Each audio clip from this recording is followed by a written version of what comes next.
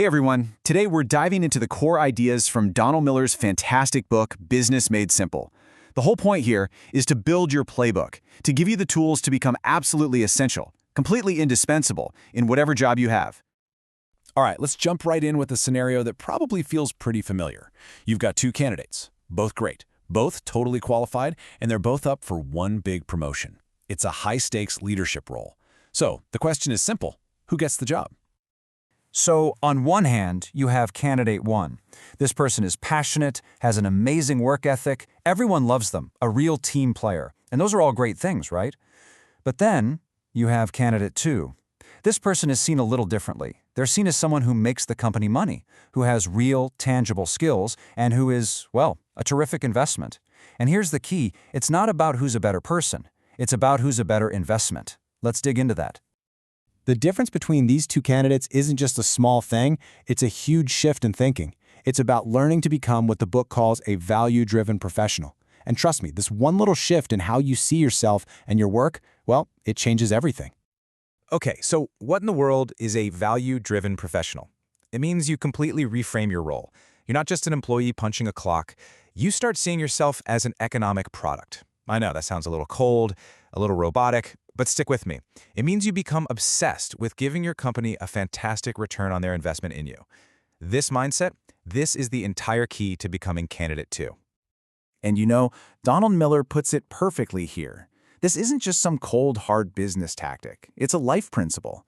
Think about it. Giving a great return on investment works everywhere. In your job, with your friends, in your family. It's kind of a universal secret to success. So this all sounds great, but how do you actually do it? How do you build this value-driven approach? Well, it all starts with your character. Before you can do anything differently, you've got to think differently. It's all about mastering the right mindset. Now, the book actually gives you 10 different character codes, but for today, we're going to boil it down to the big three. The three most crucial ones you can start using like tomorrow. Code number one, and this is the big one we just talked about. See yourself as an economic product. Your value isn't measured by how busy you look, it's measured by the return you generate. So if your company pays you, say, 50 grand a year, your goal should be to make or save them at least 5 times that. That 5x return, that's the mindset of a killer investment. Okay, number 2 is a huge mental switch. You have to see yourself as a hero, not a victim. What's the difference? A victim is passive. Things just happen to them. But a hero takes control. They see a challenge and they figure out a way to win. It's all about taking ownership. And code number 3 is so simple. Have a bias toward action. Look, ideas are a dime a dozen, right? We all have them, but it's the execution that actually creates value. A value-driven professional doesn't just sit in meetings talking about cool ideas. They're the ones who go out and make those ideas happen. All right, so you've got the mindset down. Now, you need the practical knowledge. You need a map. And this brings us to what might be the best part of the whole book, the business airplane analogy. It's this brilliantly simple way to understand how any company actually works. The whole idea is this. Every single business, I don't care if it's a corner coffee shop or a giant tech company, works just like an airplane. And once you see it this way, you can't unsee it. It'll completely change how you look at your own role. First up, you've got the body of the airplane, the fuselage. In business, this is your overhead. We're talking salaries, rent, the electric bill, all that stuff. And what's the golden rule for an airplane body? You got to keep it light if you ever want to get off the ground. So what gives the plane lift? The wings, of course. For a business, your products and services, they are the wings. And for the plane to fly, those wings have to create lift, meaning your products have to be profitable and people have to want them. No lift, no flight. Simple as that.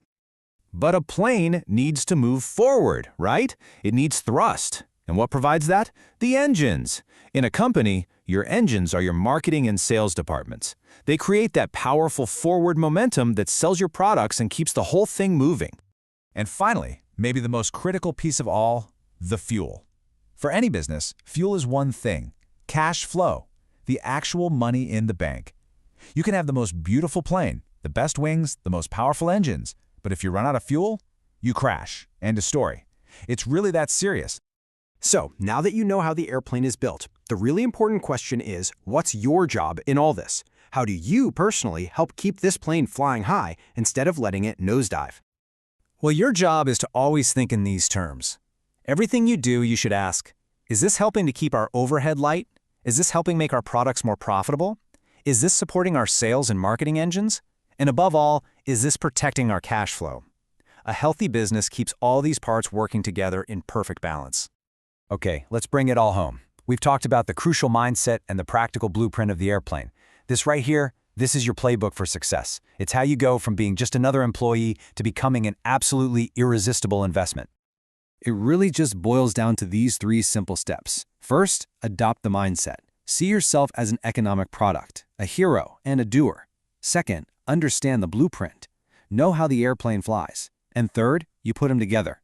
You combine that powerful mindset with that practical knowledge, and you start to deliver massive, undeniable value. That is how you become Candidate 2. So, we're going to leave you with this. We started with that question about who gets the promotion. But the real question isn't about some hypothetical candidates, it's about you. After today, when your boss or a recruiter looks you in the eye and asks, "So, what do you bring to the table?" What's your answer going to be?